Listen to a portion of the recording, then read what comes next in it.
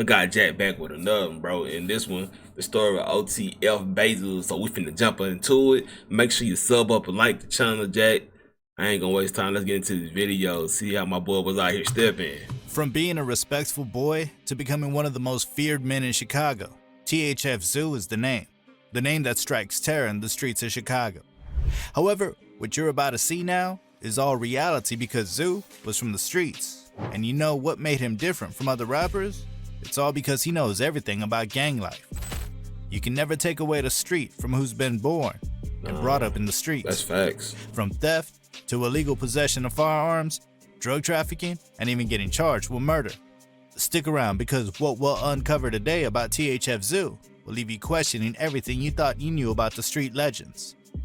Here's the story of THF Zoo. Basil was born and raised in Cabrini Green in Chicago's North Side, a notorious area known for high crime rates, gang violence, and poverty.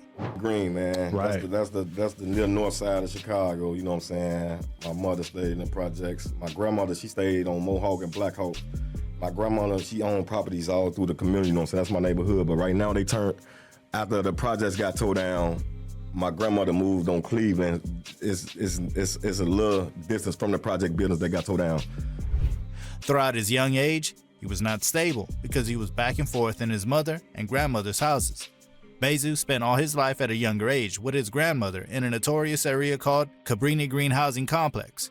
For many of you who don't know a few facts about where he stayed before he relocated, Cabrini Green was a place filled with poverty and crime, a place housed by many working-class black families who migrated from southern states. By the 1980s, Cabrini Green comprised 23 high-rise buildings and barrack-style row houses.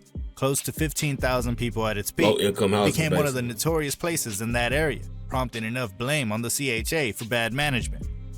After years of disinvestment, under Mayor Richard M. Daley's and CHA's leadership, the federal government took control of CHA in 1995.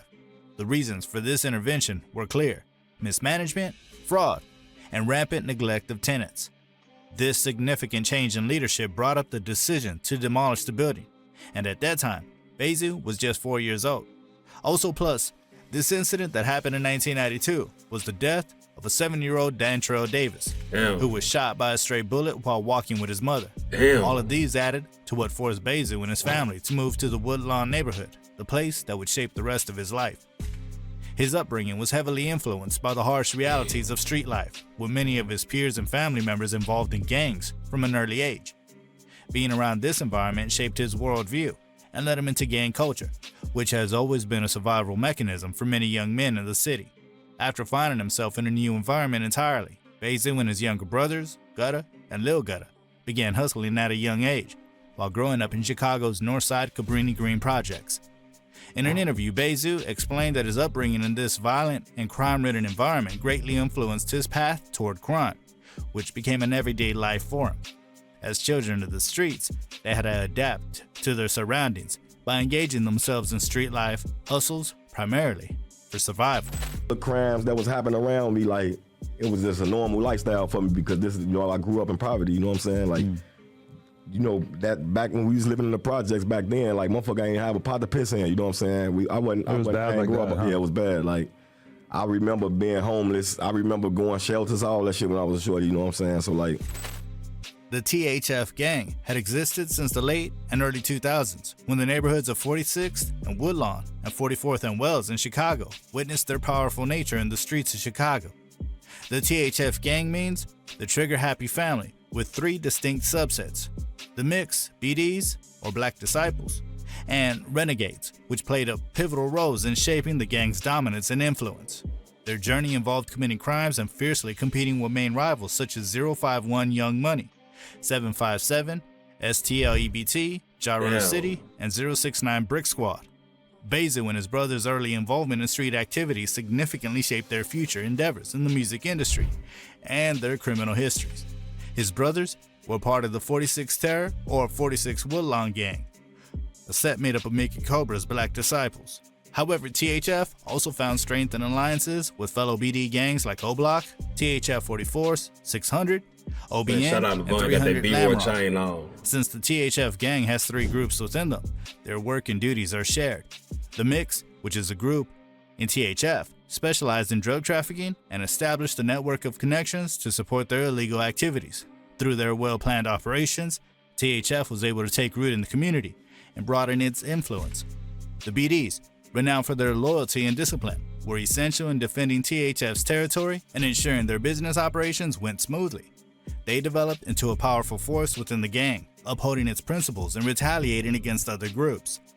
The mix and the BDs formed the foundation of THF's strengths. The 46 Terror, or 46 Woodlawn Gang, was named and coined after their hood, 46th Street and Woodlawn Avenue, but it was later changed after the death of Gutta in 2011 when he was 17 years old. Damn. He was chilling with some of his homies and he accidentally gave himself a headshot. Damn. He could remove, dismantle, and couple a shotgun. At that time, he removed the shells from the revolver and then put it inside his pocket, then jokingly put the gun to his head and pulled the trigger. Damn. Unfortunately, one of the bullets was inside the gun. How the Gutta shot fuck himself. you forget to take 5 bullets out of a fucking revolver? Is it 6 bullets out of a fucking revolver, bro? God damn. He was quickly rushed to the hospital. God rest that but man's based on soul. research, 10% of people shot in the head barely survive. Damn. It's either they're impaired in the future But or that they was die versatile. instantly. Yeah. In the case of Gutta, he was pronounced dead at the University of Chicago Hospital. In an interview, Bezu explained the same event that happened to his brother. Damn. When he was in the house, the gun accidentally went off and shot him in the head or whatever, you know what I'm saying? That's how he passed away. So, like, After his brother's death, the gang's name was changed to Gutta Gang in honor of his passing. Then, a member named Johnson Morton, who went by the nickname Trigger, died a few months after Gutta, and the gang name was changed to Trigger Happy Family, or THF, in honor of their fallen homie. Bezu and another gangster were the top members of the gang, with a high reputation that no one messes with. The THF first ever beef was with 05 Young Money. While the gang might have been named after those who had passed away, the term Trigger Happy seems to be applied literally in the sense of dropping bodies or sliding to their homes, because the 051 Young Money gang was their first ever victim. Zico, DJ, and Rilla founded the 051 Young Money gang. The territory ranges from 48th and Drexel to 51st and St. Lawrence, with their main block on 51st and Cottage Grove. Their beef with the THF-46 started in the 1980s, but got really serious in 2008 when the THF-46 gang dropped its first member. It all happened on September 27, 2008, when Isaiah Zico Walker was returning home from Ashton University, when a friend he met at the barber politely asked to eat with him at McDonald's. He agreed, and after they had finished eating, they both went outside the McDonald's parking lot. Zico got into an argument, and a fight broke out with rival gang members. Information about what caused the fight wasn't revealed, but Zico was shot multiple times by a THF-46 member named Aki and was pronounced dead the next day. Zico's death began the war between the THF-46 gang and the 051 Young Money gang. THF Aki was charged on October 9, 2008, but the cops couldn't find him as he fled from the state and was on the run for almost a year until he was caught again in Indianapolis in 2009. Now, Aki is serving 28 years for the murder, and the 051 Young Money couldn't wait to have a slide-in for their dead homie because, in 2011, a member of the 051 Young Money gang called Montana allegedly shot THF Quint. THF Quint was just 17 years old when he was gunned down. According to witnesses, That's crazy. he was walking down 46th Street and Cottage Grove Avenue, and by default, this is actually the territory of the 051 Young Money. Well, he wasn't alone that day. Rome, a member of THF, and Bezu, 3 of these THF members, were caught lacking, and a moving car opened fire on all of them. They were all hit. Bezu was hit in the foot, Rome was shot in the leg, but Quint was not lucky, as he was shot in and around his chest. Damn. Quint was quickly rushed to the hospital, but at about 5:45 p.m. that same day, he was pronounced dead. Bezu later recovered from his injuries. On the day of Quint's funeral, to honor their lost member, 051 Young Montana would also mock him on Facebook by posting RIP. This post is more or less Montana's way of claiming responsibility for the body. However, as I stated earlier, Bezu was a top member of the THF-46 gang with another close gangster, Rubra. They were the most feared THF members, and for him to catch a bullet and also see his homie die, it would surely be a get-back. 051 Young Money Dangerous Man is 051 Melly. And for the record, THF Bezu and 051 Melly were friends, but later were against each other. oh, that's when it hurt. RP Melly, dog. I don't know what you talking about. That's that boy was the boogeyman of that big. We gonna be quiet for. This ain't for the end. All right, stop that then. Fuck you talking about, dude. No, you front your shot. You just said that something happened in 08. You right. Something happened in 08, and it took years for it to have it back. You right. Did I do no fuck? You ain't finna just say no. It ain't no killing without no killing going on. Stop that. As I told you, I don't need to be doing that on, and I ain't finna be talking about that type of shit on that killing and shit. I don't know. Yeah, they want the fans want to know. Y'all count been fucked up. What? The internet want to know. Our account been fucked up. Y'all don't even have no count no more. They going ham in the comments. Bro, I'm not even reading no comments. You really reading that shit? No, some certain shit when my name pop up when they say some wild shit. I get like glance, I see it. Oh yeah. Somebody said I used to be a hoe. I never was a hoe. When time presents itself, I stood 10 toes each time. Who could take that? The two men you saw in that video were close friends who turned enemies. 051 Melly's real name is Yarmel Williams, who was allegedly responsible for killing some THF and OTF members. For the record, Bezu's connection to Lil Durk, one of the most successful artists to come out of Chicago's drill scene, has been a significant aspect of his gang and music life. Lil Durk, who is also affiliated with the Black Disciples, often referenced the struggles and losses of street life in his music. The two were close, and Bezu was usually seen with Durk in music videos and social media posts, further strengthening his visibility. Bezu also had ties to King Von, another BD-affiliated rapper who rose to prominence before his untimely death in 2020. King Von, known for his storytelling ability and vivid depictions of real life, was another key figure in the BD gang. Bezu's association with these two figures helped to solidify his place in Chicago's music and gang worlds. Despite Bezu's close ties with Durk, Young still threw shots at Durk's former manager. Bezu had a mutual respect for Young Melly, that it couldn't prevent Melly from turning against the THF members. 051 Young Money Melly was involved in the death of Raheem, Bezu's favorite THF member. Raheem, whose real name was Raheem Damron, was one of the casualties of the THF and 051 Young Money War, a stark betrayal in hip-hop. Raheem was only 15 years old when he was murdered. He was like a son to Bezu because he was in a relationship with Raheem's mom. Raheem saw Bezu as a mentor in the streets of Chicago, leading him to become one of the THF members. THF Raheem started carrying guns at a young age and shooting at his ops. In May 2015, THF Raheem shot at 051 Melly and his homie. Both men sustained injuries, but later survived the attack. This incident would have severe consequences for Raheem when he was caught lacking 9 days later. Raheem was headed home from a restaurant with his friends when a car pulled up with 3 people. One of them leaned out and shot Raheem and his friend. Police found Raheem and a 14-year-old boy shot about 8:15 p.m. Sunday in the 800 block of East 45th Street, in a Southside alley east of Cottage Grove Avenue, near its intersection with 45th Street. According to reports, the block has seen several shootings and homicides over the years, which are all related to gang conflicts that stretch from the north end of Bronzeville into the Inglewood neighborhood. The 14-year-old friend was shot in the foot and taken to Comer Children's Hospital, but the 15-year-old dude, Raheem, died at the scene. Damn. Some witnesses said the two teens were outside when someone in a passing light-colored sedan opened fire, hitting the boys. Shortly, a South Shore neighborhood man was charged and ordered held without bail Sunday in the shooting that killed Raheem and wounded another in the city's Bronzeville neighborhood. Arias Fitch, a member of 051, was charged with first-degree murder in a May 24 shooting that killed 15. That's crazy. How you gonna shoot a motherfucker and not keep your shit on you? Motherfuckers always be lurking, bro. Like, if you gonna up that bitch to somebody, you gotta make sure you do the job you did. Cause 15-year-old Raheem Damron.